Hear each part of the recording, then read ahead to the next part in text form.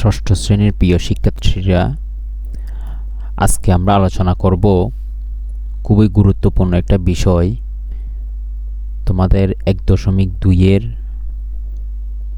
অঙ্কগুলো নিয়ে, যেখানে প্রথমে 1.5 আসছে মৌলিক ও যৌগিক সংখ্যা। আচ্ছা, এই মৌলিক এবং যৌগিক সংখ্যা, এই দুইটা জিনিস আমাদের খুব ভালোভাবে জানতে হবে। কোনটাকে মৌলিক সংখ্যা বলে, কোনটাকে যৌগিক সংখ্যা বলে। দেখো, মৌলিক সংখ্যা কোনগুলো, এর আগে আমরা প্রথম থেকে পঞ্চম শ্রেণী পর্যন্ত শিখে আসছি। আমরা আবার একটু রিপিট করব কোনটা মৌলিক সংখ্যা, কোনটা যৌগিক সংখ্যা। দেখো, মৌলিক সংখ্যা কোনটা? যে সংখ্যাকে ওই সংখ্যা ছাড়া অন্য কোনো সংখ্যা দ্বারা ভাগ যায় না, তাকে কি বলতেছে? মৌলিক সংখ্যা বলতেছে। যে সংখ্যাকে ওই সংখ্যা ছাড়া অন্য কোনো সংখ্যা দ্বারা কি যায় না, ভাগ যায় না। এখানে যেমন ধরো আমি যদি লিখি 2, ঠিক আছে, 2কে তুমি 2 ছাড়া অন্য কোনো সংখ্যা দ্বারা ভাগ দিতে পারবা না। কিন্তু আমরা যদি একটু বড় একটা সংখ্যা লিখি, ধরো 14, ঠিক আছে, তাহলে দেখো 14কে আমি 2 দ্বারা ভাগ দিতে পারতেছি। 14কে আমরা কত দ্বারা ভাগ দিতে পারতেছি? 2 দ্বারা ভাগ দিতে পারতেছি। আবার যদি লিখি 14কে আমি 7 দ্বারা ভাগ দিতে পারতেছি, তাহলে কত আসতেছে আমার? 2। 14কে 7 দ্বারা ভাগ দিলে কত আসতেছে? 2। তাহলে এই 14 সংখ্যাটাকে আমি 2 দিয়ে ভাগ দিতে পারতেছি, 7 দিয়ে ভাগ দিতে পারতেছি। তাহলে এক ব্যতীত প্রত্যেকটা সংখ্যারই 1 দিয়ে ভাগ যাবে, প্রত্যেকটা সংখ্যাকে 1 দ্বারা ভাগ যাবে। তাহলে আমরা 1-এর অধিক, 1 ব্যতীত অন্য কোনো সংখ্যা, তাহলে 1 ব্যতীত আমি 2 দ্বারা ভাগ দিতে পারতেছি, 7 দ্বারা ভাগ দিতে পারতেছি। কিন্তু আমি যদি লিখি 5, আমি যদি লিখি 13কে 13 এবং 1 ব্যতীত, 13 এবং 1 ব্যতীত, অর্থাৎ 13কে 13 ব্যতীত অন্য কোনো সংখ্যা দ্বারা ভাগ যাবে না। তাহলে এই সংখ্যাটা হচ্ছে কি? মৌলিক সংখ্যা। আশা করি তোমরা বুঝতে পেরেছ। তাহলে এই মৌলিক সংখ্যাটা জেনে রাখা তোমাদের খুবই দরকার। সামনে আমাদের মৌলিক গুণনীয়ক আসবে, তাহলে ধীরে ধীরে আগে আমার জানতে হবে মৌলিক সংখ্যা কোনটা, মৌলিক গুণনীয়ক কোনটা। তাহলে মৌলিক সংখ্যা জানা থাকলে আমার মৌলিক গুণনীয়ক সম্পর্কে ধারণা থাকবে। এখন আসো যৌগিক সংখ্যা। কোনো সংখ্যার 1 এবং সেই সংখ্যাটি ছাড়াও যে সংখ্যার অন্য কোনো উৎপাদক বা গুণনীয়ক থাকে। ধরো আমি এই যে আবার লিখলাম 14, তাহলে দেখো 14-র একটা গুণনীয়ক, অর্থাৎ 14কে 1 দ্বারা ভাগ যায়, 14কে 2 দ্বারা ভাগ যায়, 14কে 7 দ্বারা ভাগ যায়, 14কে 14 দ্বারা ভাগ যায়। একটা জিনিস দেখো, 1 ব্যতীত 14-র আরও কয়টা গুণনীয়ক আছে? 14-র আরও কয়টা গুণনীয়ক আছে? গুণনীয়ক কি জিনিস? গুণনীয়ক হচ্ছে সেই জিনিস, সেই সংখ্যা। গুণনীয়ক হচ্ছে সেই সংখ্যা যেই কোনো একটা সংখ্যাকে কত দ্বারা ভাগ যায়, কোন সংখ্যা দ্বারা ভাগ যায়। কোনো একটা সংখ্যাকে যেই সংখ্যা দ্বারা ভাগ যায়, ওই সংখ্যাগুলোই হচ্ছে সেই সংখ্যার গুণনীয়ক। যেমন 14কে আমরা 2 দ্বারা ভাগ দিতে পারতেছি, 7 দ্বারা ভাগ দিতে পারতেছি, 14 দ্বারাও ভাগ দিতে পারতেছি। তার মানে এই সবগুলো হচ্ছে কি? 14-এর গুণনীয়ক। তাহলে যৌগিক সংখ্যা হচ্ছে এই জিনিসটাই মূলত যৌগিক সংখ্যা। তাইলে মৌলিক সংখ্যা এবং যৌগিক সংখ্যার যে একটা কনসেপ্ট আছে, তোমরা এই জিনিসটা আশা করি বুঝতে পেরেছ। এই যৌগিক সংখ্যা এবং মৌলিক সংখ্যার যেই কনসেপ্ট, এটা যদি তোমরা ভালো করে বুঝতে পারো, তাহলে তোমরা সামনের দিকের অঙ্কগুলো খুব সহজে সমাধান করতে পারবে। এখন আমরা পরবর্তীতে কি আছে দেখি। এখানে দেখো 2, ঠিক আছে, 2, 1 এবং 2, 1 এবং 2, অর্থাৎ 1 এবং ওই সংখ্যা ছাড়া, অর্থাৎ 2কে 1 এবং 2 ছাড়া আর কোনো সংখ্যা দ্বারা কি যাবে না, ভাগ যাবে না। 5 দেখো, 5কে 1 এবং 5 দ্বারা আর কোনো সংখ্যা দ্বারা ভাগ যাবে না। 13কে 1 এবং 13 ছাড়া অন্য কোনো সংখ্যা দ্বারা ভাগ যাবে না। তাহলে এই জিনিসটা আমাদের কনসেপ্টটা হচ্ছে 1 এবং ওই সংখ্যা ছাড়া অন্য কোনো সংখ্যা দ্বারা যখন ভাগ যাবে না একটা সংখ্যাকে, সেই সংখ্যাটাই হচ্ছে কি, মৌলিক সংখ্যা। 6কে কি দ্বারা ভাগ যায়, 1 দ্বারা ভাগ যায়, 2 দ্বারা ভাগ যায়, 3 দ্বারা ভাগ যায়, 6 দ্বারা ভাগ যায়। তাহলে 1-এর অধিক 1 এবং ওই সংখ্যা ব্যতীত আরও 2টা কি আছে, গুণনীয়ক আছে। 9কে 1 এবং ওই সংখ্যা ব্যতীত আরও একটা গুণনীয়ক আছে। তাহলে এখানে টোটাল 3টা গুণনীয়ক হয়ে যাচ্ছে। 12কে দেখো, 1 এবং 12 ব্যতীত মাঝখানে আরও কয়টা গুণনীয়ক আছে, মাঝখানে আরও 4টা গুণনীয়ক আছে। তাহলে এই যে সংখ্যাগুলো, এগুলো হচ্ছে যৌগিক সংখ্যা, আর এগুলো হচ্ছে মৌলিক সংখ্যা। অর্থাৎ যে কোনো একটা সংখ্যা ওই সংখ্যা ছাড়া কোনো সংখ্যা দ্বারা ভাগ যাবে না, আবার কোনো একটা সংখ্যাকে 1 ব্যতীত আরও অন্য কোনো সংখ্যা দ্বারা, 1-এর অধিক সংখ্যা দ্বারা যখন ভাগ যাবে তখন সেটা হচ্ছে কি, যৌগিক সংখ্যা। এখন আসো সহমৌলিক। তাহলে সহমৌলিক কি, কাকে বলে? এখানে লেখা আছে 2 বা ততোধিক সংখ্যার সাধারণ গুণনীয়ক। 2 বা ততোধিক সংখ্যার সাধারণ গুণনীয়ক শুধু 1 হলে সংখ্যাগুলোর পরস্পর সহমৌলিক। 2 বা ততোধিক সংখ্যার সাধারণ গুণনীয়ক, 2 বা ততোধিক সংখ্যার সাধারণ গুণনীয়ক মানে কি বোঝাচ্ছে দেখো। যেমন ধরো এখানে 8-এর গুণনীয়ক কত, 2 1 2 2 2, অর্থাৎ 8কে যখন আমি 8-এর গুণনীয়কটা বের করব, এটাকে 2 দ্বারা ভাগ যায়, তাহলে 4, 2 দ্বারা ভাগ যায়, তাহলে 2 দ্বারা ভাগ যায়, তাহলে কত, 1, তাহলে 1 2 2 2। এটা হচ্ছে 8-এর গুণনীয়ক, ঠিক আছে। 15-এর গুণনীয়কগুলো দেখো 1 3 5। তাহলে একটা জিনিস দেখো, এখানে এই যে আমাদের গুণনীয়কগুলো আছে, তাহলে আমরা গুণনীয়কগুলা যদি পাশাপাশি লিখি, ধরো আমরা এই যে লিখলাম 8, ঠিক আছে, তাইলে 1 গুণ 2 গুণ 2 গুণ 2, আবার লিখলাম 15, তাইলে দেখো 1 গুণ 3 গুণ 5। তাহলে এখানে দেখো এই গুণনীয়ক 1 ব্যতীত অন্য কোনো গুণনীয়ক এটার সাথে মিল আছে, তাহলে 3 এখানে আছে, এখানে নাই, 5 এখানে আছে, এখানে নেই, অর্থাৎ 1 ব্যতীত অন্য কোনো গুণনীয়ক এখানে আমাদের মিল নেই। তাহলে আমরা বলবো 8 এবং 15 কি, সহমৌলিক। আশা করি তোমরা বুঝতে পেরেছো। এখন দেখো এখানে একটা প্রশ্ন দিছে, নিচের জোড়া সংখ্যাগুলোর কোনগুলো সহমৌলিক নির্ণয় করো। তাহলে দেখো 16 28, তাহলে আমরা যদি করতে যাই, তাহলে দেখো 16, তাহলে 16কে আমরা যখন ভাগ দিব, 2 দ্বারা ভাগ দিলে কত হয়, 8, 2 দ্বারা ভাগ দিলে কত হয়, 4, 2 দ্বারা ভাগ দিলে কত হয়, 2, 2 দ্বারা ভাগ দিলে কত হয়, 1। তাহলে 16 সমান সমান আমরা লিখতে পারি 1 গুণ 2 কয়টা, 1 2 3 4, তাহলে 2 গুণ 2 গুণ 2 গুণ 2, আবার আছে কত, 28, ঠিক আছে। তাইলে দেখো 2 দ্বারা ভাগ দিলে কত হয়, 14, 2 দ্বারা ভাগ দিলে কত হয়, 7, 2, তাহলে 7কে 7 দ্বারা ভাগ দিলে হয় আরেক। তাহলে আমি 28 সমান লিখতে পারি 1 গুণ 2 গুণ 2 গুণ 7। একটা জিনিস দেখো, এখানে 1 আছে, এখানেও 1 আছে, 2 এখানেও আছে, এখানেও আছে, 2 এখানেও আছে, এখানেও আছে। তাহলে 1 ব্যতীত অন্য কোনো সাধারণ গুণনীয়ক আছে কিনা, 1 ব্যতীত অন্য কোনো সাধারণ গুণনীয়ক আছে কিনা, অবশ্যই আছে। তাহলে 2 এখানেও আছে, এখানেও আছে, তাইলে 1 ব্যতীত অন্য কোনো যখন সাধারণ গুণনীয়ক থাকবে, তাহলে আমরা যখন 8 এবং 15টা দেখছিলাম, তখন দেখছিলাম কি 8-এর মধ্যে কত কত ছিল, 1 গুণ 2 গুণ 2 গুণ 2, ঠিক আছে। আবার 15-এর মধ্যে দেখছিলাম কত কত, 1 গুণ 3 গুণ 5। তাহলে দেখো 1 ব্যতীত এখানে 3, এটা 3, 5 এটা এখানে নাই, আবার 2, এই 3টা 2-এর মধ্যে এখানে কোনো গুণনীয়ক 2 নাই।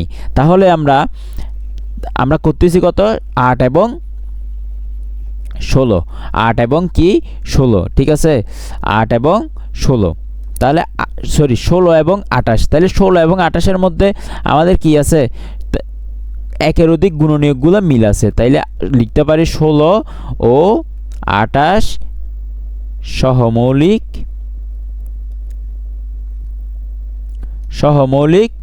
9। তাহলে আমরা সহজেই কি লিখতে পারি এটা। আশা করি তোমরা জিনিসটা বুঝতে পেরেছো। এখন দেখো এখানে বলছে 2 অঙ্ক বিশিষ্ট 10টি মৌলিক সংখ্যা লেখো।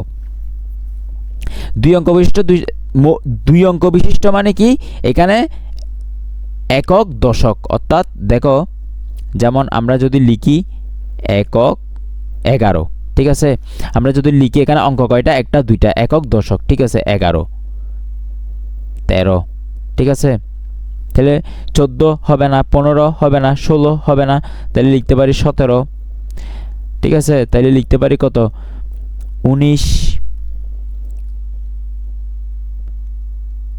23। তাহলে এইভাবে করে করে আমরা টোটাল 10টা কি মৌলিক সংখ্যা এইটার জন্য লিখব। তাহলে তোমরা 1 থেকে 150 পর্যন্ত সংখ্যাগুলোর মৌলিক সংখ্যাগুলো কি নির্ণয় করবা। এটা তোমাদের বাসার মধ্যে তোমরা এই জিনিসটা নিজে নিজে চেষ্টা করবা যে ওই সংখ্যাটাকে অন্য কোনো সংখ্যা দ্বারা ভাগ যাচ্ছে কিনা দেখবা, দেখে যদি মনে করো যে না এটাকে ওই সংখ্যা ছাড়া আর কোনো সংখ্যা দ্বারা ভাগ যাচ্ছে না, তখন সেটা মৌলিক সংখ্যা হিসাবে বিবেচনা করে এভাবে 1 থেকে 150 পর্যন্ত লিখবা। ঠিক একইভাবে এই 1টা 2টা 3টা অঙ্ক তোমরা সমাধান করবা। এখন আমাদের কিছু অঙ্ক আছে, দেখো 2 দ্বারা বিভাজ্য কোনো সংখ্যা 4 দ্বারা বিভাজ্য কিনা, কোনো সংখ্যা 5 দ্বারা বিভাজ্য কিনা, এই সংখ্যা জিনিসগুলো আমাদের জানতে হবে। কোনো সংখ্যা, আগে আমরা সংখ্যাটা পড়ি, কখন একটা সংখ্যা 2 দ্বারা বিভাজ্য হবে। দেখো কোনো সংখ্যার একক স্থানীয় অঙ্কটি 0, কোনো সংখ্যার একক স্থানীয় অঙ্কটি 0 অথবা জোড় সংখ্যা হলে প্রদত্ত সংখ্যাটি 2 দ্বারা বিভাজ্য হবে। কোনো সংখ্যার একক স্থানীয় অঙ্ক 0, ধরো কোনো একটা সংখ্যার একক স্থানীয়, এটা যদি আমি লিখি 10, তাহলে এটা একক, এটা কি দশক, ঠিক আছে, একক, এটা হচ্ছে দশক। তাইলে একক স্থানীয় অঙ্ক কি 0, তাইলে আমি এটা বলতে পারবো এটাকে কত দ্বারা ভাগ যাবে, এটাকে ভাগ 2 দ্বারা যাবে, সমান সমান কত 5। তাহলে আমি সহজে কি করতে পারতেছি, বলতে পারতেছি। তাহলে এই জিনিসটা যদি তোমাদের মুখস্থ থাকে তাহলে তোমরা সহজেই কি জিনিসটা সমাধান করতে পারবা। আবার বলছে শুধু 2 না, থাকবে শেষে কত জোড় সংখ্যা, তাহলে একক, তাহলে জোড়, তাহলে 2 কি জোড় সংখ্যা, একক স্থানীয় অঙ্কে 2 আছে, তাহলে এটাকে কি দ্বারা ভাগ যাবে, 2 দ্বারা ভাগ যাবে, বিভাজ্যতা মানে ভাগ যাওয়া, তাহলে এটা হবে 6। তাহলে এই জিনিসটা তোমরা মনে রাখবা, কোনো একটা সংখ্যার একক স্থানীয় অঙ্কে এবং একক স্থানীয় অঙ্কে 0 অথবা কি থাকলে 2 থাকলে জোড় সংখ্যা হলে আর কি প্রদত্ত সংখ্যাটি 2 দ্বারা জোড় সংখ্যা হলে প্রদত্ত সংখ্যাটি কি হবে 2 দ্বারা ভাগ যাবে। জোড় সংখ্যা কোনগুলো করলো, 0 2 4 6 8, এই সংখ্যাগুলো থাকলে ওই সংখ্যাটা কত, ওই সংখ্যাকে 2 দ্বারা অবশ্যই কি যাবে, ভাগ যাবে। এখন আসতেছে 4 দ্বারা বিভাজ্য। 4 দ্বারা বিভাজ্য কি, কোনো সংখ্যার একক ও দশক স্থানের অঙ্ক 2টি দ্বারা গঠিত সংখ্যা 4 দ্বারা বিভাজ্য হলে ওই সংখ্যাটি কি হবে, 4 দ্বারা বিভাজ্য হবে। একক ও আবার হচ্ছে একক ও দশক উভয় স্থানের অঙ্ক 0 হলে সংখ্যাটি 4 দ্বারা কি হবে, ভাগ যাবে। তাহলে দুইটা জিনিসই আমরা দেখব। বলতেছে একক ও দশক স্থানের অঙ্ক 2টি কি হলে, অঙ্ক 2টি দ্বারা গঠিত সংখ্যা 4 দ্বারা বিভাজ্য হলে, একক এবং দশক স্থানীয় অঙ্ক 2টি 4, দেখো আমরা এই দেখো এখানে যদি আমরা লিখি 3512 অঙ্কে যেটা আছে আমাদের প্রশ্নের মধ্যে যেটা আছে, তাহলে এখানে একক স্থানীয় অঙ্ক এটা হচ্ছে একক আর এটা হচ্ছে দশক, ঠিক আছে। তাহলে এই দুইটা সংখ্যা মিলে কত হচ্ছে 12। এটাকে যদি আমরা 4 দ্বারা ভাগ যায় তাহলে 3, তাহলে এটা 4 দ্বারা ভাগ গেছে। একক এবং দশক স্থানীয় অঙ্ক এই দুইটা দ্বারা গঠিত সংখ্যা হয়েছে কত 12। 12কে যদি 4 দ্বারা ভাগ যায় তাহলে এই পুরো সংখ্যাটাকে কি 4 দ্বারা ভাগ যাবে। এই দেখো তোমরা, আমি করে দেখাচ্ছি 12, তাহলে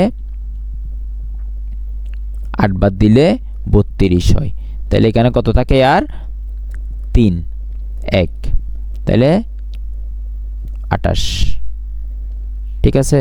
তাহলে কয়বার যায় 3, তাহলে এখানে নামবে 2, তাহলে 4 32। দেখছো এই সংখ্যাটা কি গেছে, ভাগ গেছে। তাহলে আমরা সহজে এত বড় অঙ্ক ভাগ না করে, আমরা করব কি, এই যে একক এবং দশক স্থানীয় অঙ্কে কত আছে সেটা আগে দেখব, দেখার পরে দেখব যে সেই সংখ্যাটাকে 4 দ্বারা ভাগ যাচ্ছে কিনা। তাহলে 12কে যখন 4 দ্বারা ভাগ যাচ্ছে 3, তখন এটা কি পুরো সংখ্যাটাই আমি চোখ বন্ধ করে বলতে পারবো সেটা কি 4 দ্বারা বিভাজ্য। এই সংখ্যাগুলো, এই ধরনের টার্মগুলো তোমাদের এমসিকিউর জন্য খুবই ইম্পর্টেন্ট, তোমরা এই জিনিসগুলো মনে রাখবে। আবার একটা বলছে কি দেখো, একক ও দশক স্থানের অঙ্ক শূন্য হলে সংখ্যাটা কত দ্বারা ভাগ যাবে, 4 দ্বারা ভাগ যাবে। একক এবং দশক স্থানীয় অঙ্ক যদি শূন্য হয়, দেখো তাহলে এরকম একটা সংখ্যা কি হইতে পারে, এরকম একটা সংখ্যা লিখতে পারি আমি 4000, ঠিক আছে, ধরো লিখলাম 4000। তাহলে 4000 একক ও দশক স্থানীয় অঙ্ক শূন্য, তাহলে অবশ্যই এটাকে 4 দ্বারা ভাগ যাবে, ঠিক আছে। তাহলে 0, তোমরা সহজে আর একটু ডিপলি করতে পারো, তাহলে সহজে বলতে পারতেছি। তাহলে ঠিক একইভাবে আমরা যদি লিখি 3000, তাহলে একক ও দশক স্থানীয় অঙ্ক যেহেতু শূন্য, তাহলে আমরা লিখতে পারি এটাকে কত দ্বারা ভাগ যাবে, 4 দ্বারা ভাগ যাবে, ঠিক আছে, এটাকে 4 দ্বারা ভাগ যাবে। তাহলে 4 7 কত 28, তাহলে 2 0, তাহলে 4 5 20, তাহলে 0, এদিকে একটা 0 বসে যাবে, তাহলে সমান সমান 0 হয়ে গেল। তাহলে আশা করি তোমরা জিনিসটা বুঝতে পেরেছো, খুবই সহজ। একটু এই টার্মগুলো তোমরা মনে রাখবা, তাহলে হয়ে যাবে। 5 দ্বারা বিভাজ্যতার ক্ষেত্রে কি দেখো, কোনো সংখ্যার একক স্থানীয় অঙ্ক 0 অথবা 5 হলে সংখ্যাটি 5 দ্বারা বিভাজ্য। খুবই সহজ জিনিস, কোনো সংখ্যার একক স্থানীয় অঙ্ক যদি, যেমন ধরো এটা 0, তাহলে এটাকে 5 দ্বারা ভাগ যাবে। শেষে কি আছে, একক স্থানীয় অঙ্ক 5 আছে। যখন 5 থাকবে, যেমন ধরো এখানে একক স্থানীয় অঙ্কে কি আছে, 5 আছে, তাহলে তখন সেটা 5 দ্বারা ভাগ যাবে। যেমন ধরো 75, তাহলে 5 দ্বারা ভাগ যাবে। ধরো 105, 5 দ্বারা ভাগ যাবে। একক স্থানীয় অঙ্ক যেহেতু 5, সেহেতু 5 দ্বারা ভাগ যাবে। খুবই সহজ জিনিস। ধরো 100, এটাকে কি দ্বারা, যেহেতু একক স্থানীয় অঙ্ক 0, সেহেতু এটা 5 দ্বারা ভাগ যাবে। 3 দ্বারা বিভাজ্যতার ক্ষেত্রে আমরা দেখব কোন সংখ্যার অঙ্কগুলোর যোগফল 3 দ্বারা বিভাজ্য হলে সংখ্যাটি 3 দ্বারা বিভাজ্য হবে, ঠিক আছে। তাহলে দেখো 148, ঠিক আছে, 148, তাহলে 148-এর সংখ্যাগুলো 1 যোগ 4 যোগ 8 এভাবে যোগ করতে হবে। তাহলে 4 একে কত 5, 5 একে কত 13, এখানে জিনিসটা অবশ্যই দেওয়া আছে। তাহলে এটা কি, যেহেতু 13কে কি দ্বারা ভাগ যাবে না, 3 দ্বারা ভাগ যাবে না, তাহলে লিখতে পারি আমরা 148 3 দ্বারা বিভাজ্য নয়। অত বড় অঙ্কের যখন সংখ্যাগুলো আরো বড় দিবে, ঠিক আছে। যেমন ধরো আমরা যদি লিখতে চাই 570, ঠিক আছে, তাহলে 570 যখন লিখবো, তাহলে লিখবো 5 যোগ 7, তাহলে 0 যোগ করলে যা, না করলেও তা, তাহলে 7 5 কত 12, তাহলে এটাকে কত দ্বারা ভাগ যাবে, 3 দ্বারা ভাগ যাবে, তাহলে সমান সমান হয় কত 4। তাহলে এই 570কে 3 দ্বারা ভাগ যাবে। আমরা সহজে লিখতে পারি 570 3 দ্বারা বিভাজ্য। তাহলে খুব সহজ। তাহলে এই টার্মগুলো তোমাদের, এই জিনিসগুলো কাকে বলে, এই 3 দ্বারা বিভাজ্যতা, 3 দ্বারা বিভাজ্যতার ক্ষেত্রে যে কাকে বলে দিছে, জিনিসটা দিছে, অর্থাৎ কিভাবে ভাগ যাবে জিনিসটা দিছে, সেটা যদি মনে রাখতে পারো, তাহলে খুব সহজেই এগুলো এমসিকিউর জন্য তোমরা, বা সৃজনশীলের ক নম্বর প্রশ্নের জন্য তোমরা এগুলা সমাধান করতে পারবা, খুব সহজেই করতে পারবা, খুব অল্প সময়ের মধ্যেই করতে পারবা। এখন দেখো 6 দ্বারা বিভাজ্যতার ক্ষেত্রে কোনো সংখ্যা 2 অথবা 3 দ্বারা বিভাজ্য হলে সংখ্যাটি 6 দ্বারা বিভাজ্য। 2 অথবা না, 2 এবং 3 দুইটা সত্যই আমার মানতে হবে, 2 অথবা 3। তাহলে 2 দ্বারা বিভাজ্য কিনা দেখতে হবে, 3 দ্বারা বিভাজ্য কিনাও দেখতে হবে, ঠিক আছে। তখনই বলতে পারবো যে আমি সংখ্যাটা কত 6 দ্বারা কি যাবে, ভাগ যাবে, আদারওয়াইজ আমি সেটা বলতে পারবো না। শুধু একটা, যেমন আমি একটা সংখ্যা লিখি, ধরো আমি একটা সংখ্যা লিখি, ধর আমি লিখলাম 122, ঠিক আছে, 122কে আগে আমার দেখতে হবে এটাকে 2 দ্বারা ভাগ যাচ্ছে কিনা। তাহলে 2 দ্বারা অবশ্যই কি এটা ভাগ যাবে, কারণ এটার একক স্থানীয় অঙ্কে কত আছে, 2 আছে। ঠিক আছে, তাহলে এখানে আবার বলছে কি 3 দ্বারা বিভাজ্য কিনা দেখতে হবে। তাহলে 3 দ্বারা বিভাজ্য কিনা দেখতে হলে আমাদের কি করতে হবে, সরাসরি 1 যোগ 2 যোগ 3, 2 সমান 2 2 4 5। ঠিক আছে, তাহলে এটা 3 দ্বারা ভাগ যাবে না। তাহলে আমি লিখতে পারি এই 122 6 দ্বারা 122 6 দ্বারা বিভাজ্য নয়। তাহলে সহজে আমি জিনিসটা কি লিখতে পারি, খুব সহজেই লিখতে পারি। তাহলে এই জিনিসগুলো তোমরা মনে রাখবা। 9 দ্বারা বিভাজ্যতার ক্ষেত্রে কোন সংখ্যার অঙ্কগুলোর যোগফল 9 দ্বারা বিভাজ্য হলে ঠিক একই নিয়ম 9-3 মতো 9 দ্বারা বিভাজ্যতার ক্ষেত্রে যেমন ধর এখানে 378 দিয়েছে। ঠিক আছে, তাহলে 378কে তুমি যোগ করবা 3 মতো 378। ঠিক আছে, তাহলে দেখো 3 যোগ 3 যোগ 7 যোগ 8, তাহলে 18, এটা হয় কত 18। 18কে কি দ্বারা ভাগ যাবে, 9 দ্বারা ভাগ যাবে, তখন এটা 2। তাহলে বলতে পারি 378 কি 9 দ্বারা বিভাজ্য। খুব সহজে আমরা লিখতে পারি। এখানে একটা কাজ দিয়েছে, 3 বা 4 বা 5 অঙ্ক বিশিষ্ট 3 ও 9 দ্বারা বিভাজ্য সংখ্যা লিখো। অর্থাৎ তোমার এমন একটা সংখ্যা গঠন করতে হবে যেটা 5 অঙ্ক বিশিষ্ট, যেটাতে 5টা অঙ্ক থাকবে। ঠিক আছে, যেটাতে কি 5টা অঙ্ক থাকবে। তোমরা এটা বাড়ির মধ্যে চেষ্টা করবে। ঠিক আছে,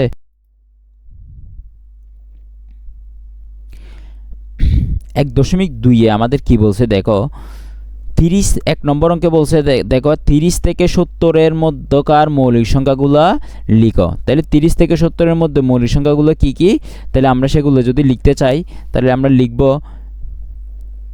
30 থেকে 70-এর মধ্যকার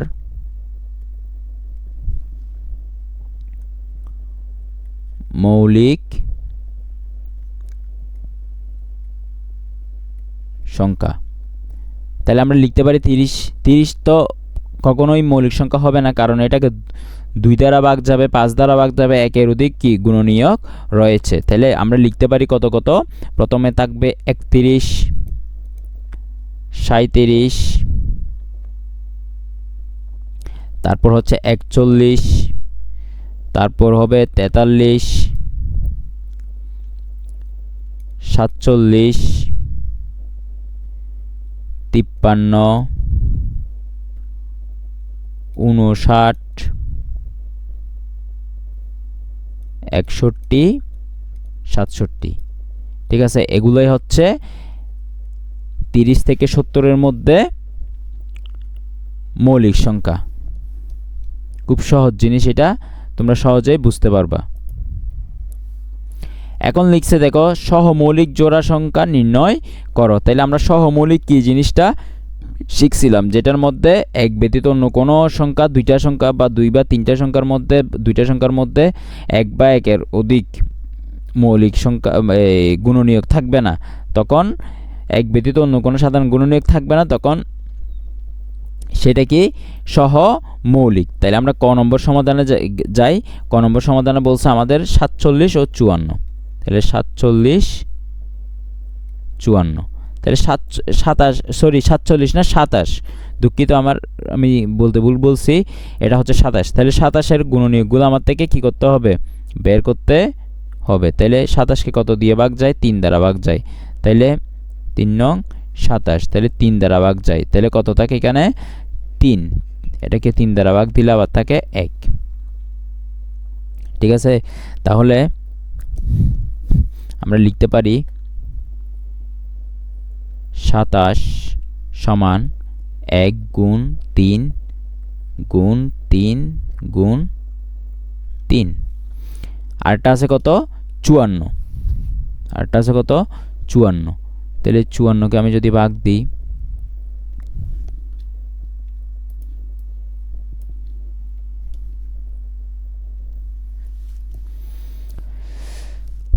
দেখো 54কে যদি আমি ভাগ দিই 2 দিয়ে ভাগ যাবে 54কে, তাহলে হবে কত 27। তাহলে 3 দ্বারা ভাগ দিলে কত হয় 9, 3 দ্বারা ভাগ দিলে কত হয় 3। এটাকে ভাগ দিতেও পারো, নাও দিতে পারো, কোনো সমস্যা নাই। তাহলে আমি 54 সমান লিখতে পারি 1 গুণ 3 গুণ 3 গুণ 3 গুণ 2। উল্টাও লিখতে পারো, 2টা আগে লিখতে পারো, কোনো সমস্যা নাই। তাহলে আমার এখানে দেখো 1 ছাড়া, ঠিক আছে, এই 1 তো আছেই, প্রত্যেকটাতে থাকবে, কিন্তু এই দেখো 1-এর ব্যতীত এখানে 3 আছে কয়টা? 3টা। এখানে 3 আছে কয়টা? 3টা। ঠিক আছে, তাহলে দেখো এই যে আমার 3 3 ও 1-এর অধিক গুণনীয়ক আমার 2টার মধ্যেই আছে, তাইলে এই 2টা সংখ্যা কখনোই সাধারণ সহমৌলিক নয়। তাহলে আমার লিখা লাগবে দেখা যাচ্ছে 27 ও 54 এর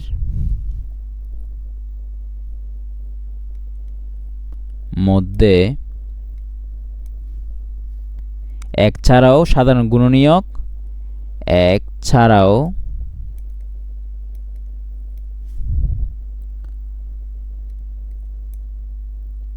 সাধারণ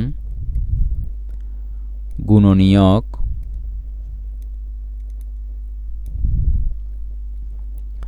3 3 3 বিদ্যমান।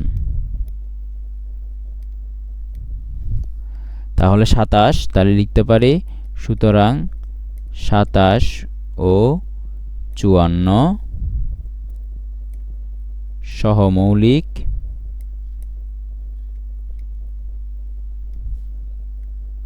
নয়।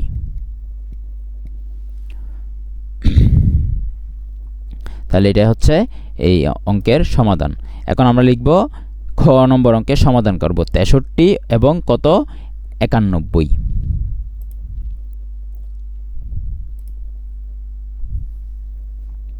তাহলে কত দিছে? কত 63 আর হচ্ছে 91। তাহলে আমি যদি লিখি 63, ঠিক আছে, তাহলে 63কে যদি ভাগ দিই কত হয়? 3 দ্বারা ভাগ দিলে 21, 3 দ্বারা ভাগ দিলে 7। আবার 91কে ভাগ দিলে 91কে যাবে 7, 91কে 7 দ্বারা 3 দ্বারা ভাগ যাবে না, 91কে সরাসরি ভাগ যাবে 7 দ্বারা, তাহলে 7 13 91। তাহলে দেখো আমি 63 সমান লিখতে পারি 1 গুণ 3 গুণ 3 গুণ 7।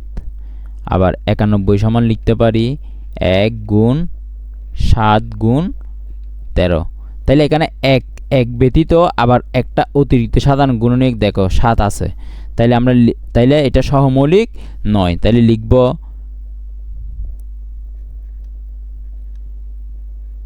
দেখা যাচ্ছে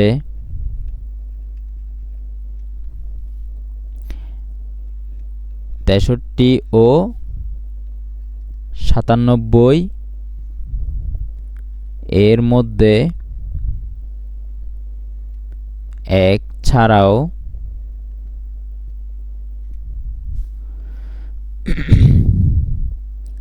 সাধারণ গুণনীয়ক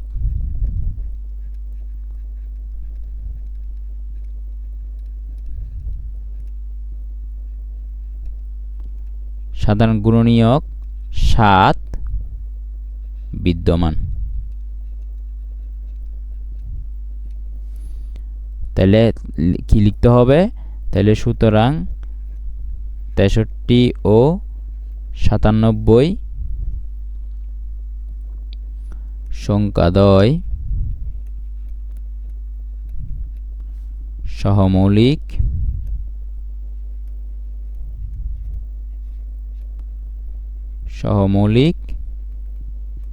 নয়। এটা হচ্ছে এই খ নম্বর অঙ্কের সমাধান। আশা করি তোমরা বুঝতে পেরেছ। এখন গতে কি বলছে দেখো 189 210 এই দুইটা সংখ্যা সহমৌলিক কিনা। চলো আমরা সমাধান করি। তাহলে গ 189 210।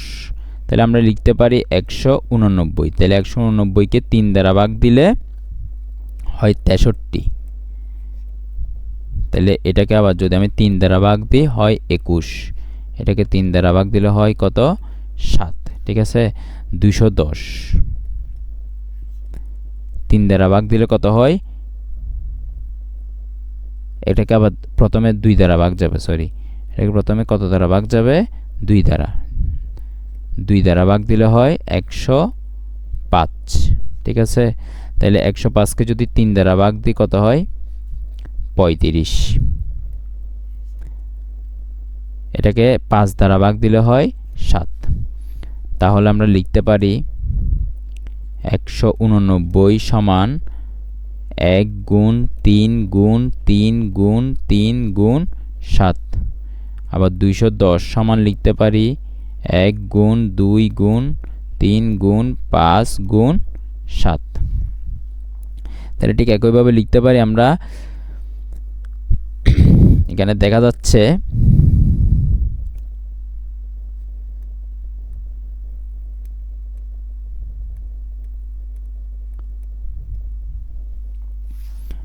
কত কত 189 ও 210 এর মধ্যে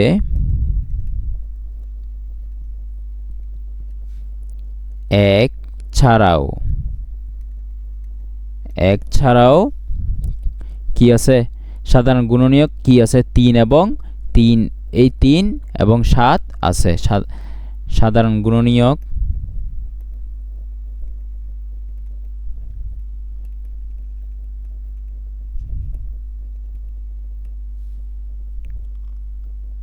তিন ও 7 বিদ্যমান।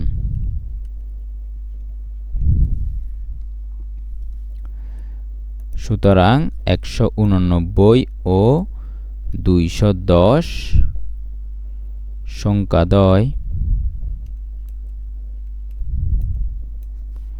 সহমৌলিক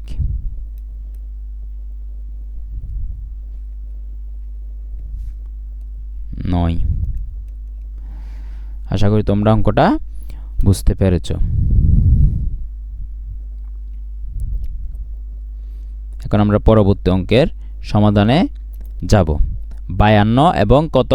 97।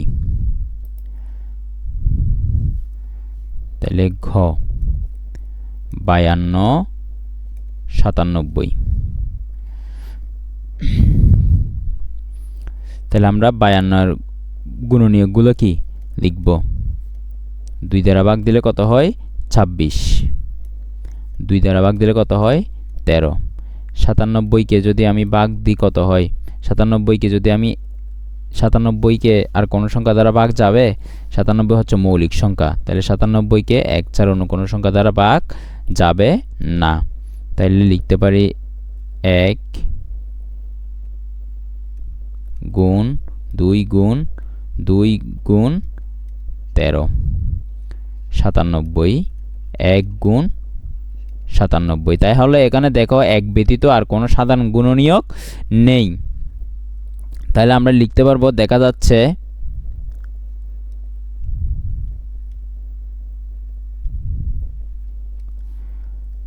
বায়ান্ন ও 97 এর মধ্যে 1 ছাড়া আর কোনো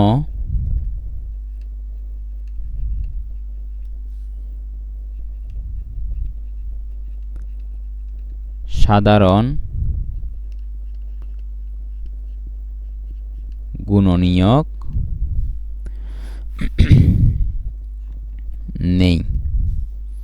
তাহলে সুতরাং 52 ও 97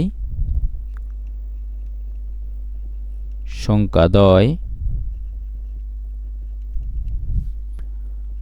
পরস্পর সহমৌলিক।